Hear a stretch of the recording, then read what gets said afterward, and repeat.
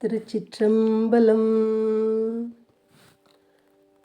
சுந்தரர் பெருமான் திருக்கடவூர் வீரட்டப்பதியை புகழ்ந்து பாடிய பதிகம் 7ஆம் திருமுறையில் 28வது பதிகமாக அமைந்திருக்கின்றது.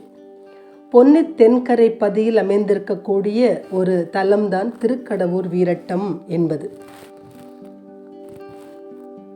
சிவனார் திறம் கூட்டி மரம் காட்டிய பதிகள் 8 அட்ட வீரட்ட பதிகள் என்று அழைப்பார்கள். அதனை தம்மை வழிபட்டவாறிருந்த மார்க்கண்டேயனின் உயிர் கவர வந்த காலனை சிவனார் காலால் கடிந்து மரங்காட்டிய பதி இது. ஆம், இங்குள்ள வாரணமுக பிள்ளையாருக்கு கள்ளவாரண பிள்ளையார் என்றும் பெயர் வந்தது. எதனால் அந்த பெயர் வந்தது என்பதை பார்க்கலாம். மால் உள்ளிட்ட வானவரும் தானவரும் நெடிய வாழ்வு தரும் அமுதம் பெற விரும்பி பார்க்கடல் கடைந்தார்கள். தானவர் என்பவர்கள் அசுரர்கள், வானவர்கள் சுரர் என்று சொல்லக்கூடிய தேவர்கள்.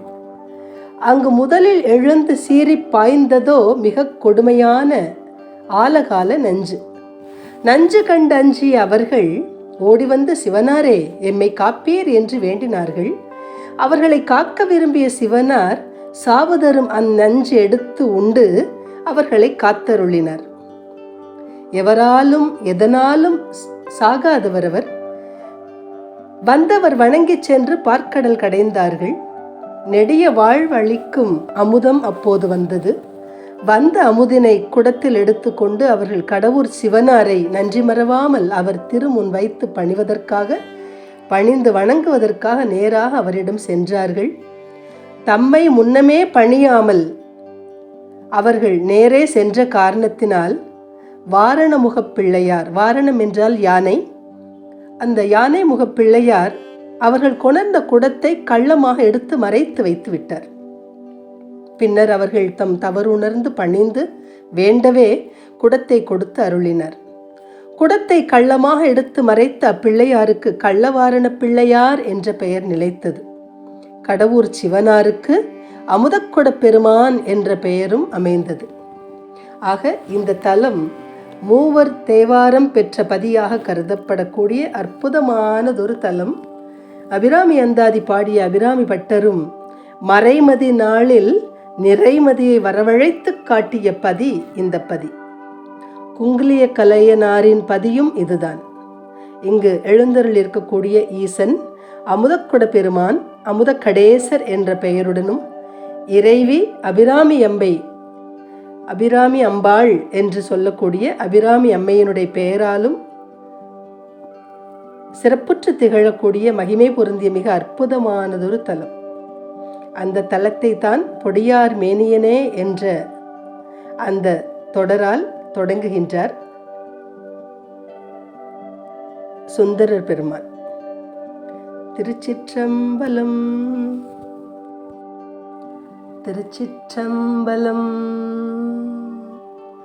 பொடியார் மேனியனே பூரி நூலொரு பார்ப்பொருந்த வடியார் மூவிலை வேல் வளர் கங்கையின் மங்கையொடும் கடியார் கொன்றையனே கடவுர்தனுள் வீரட்டத்தும் அடிகேள் என்னமுதே எனக்கார் துணை நீயலதே பிறையாரும் சடையா பிரமன் தலையேற்பலிகொள் மறையார் வானவனே மறையின் பொருளானவனே கரையாரும் இடற்றாய் கடவுர் தனுள் வீரட்டத்தும் இறைவா என்னமுதே எனக்கார் துணை நீயலதே.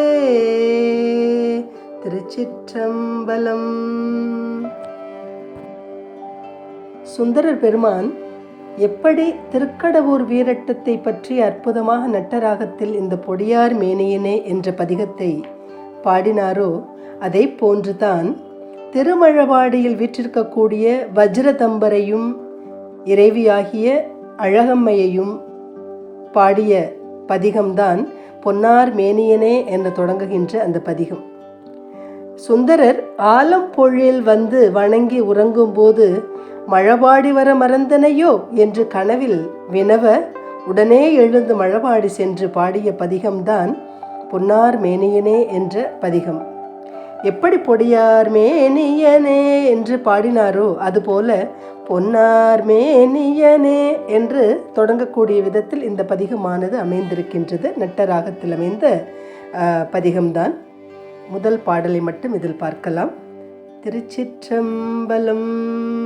பொன்னார் மேனியனே புலி தோலையரை கசைத்து மின்னார் செஞ்சடை மேல் மெளிர் கொன்றை அணிந்தவனே மன்னே மாமணியே மழபாடியுள் மாணிக்கமே அன்னே உன்னையல்லால் இனி யாரை நினைக்கேனே. திருச்சிற்றம்பலம்.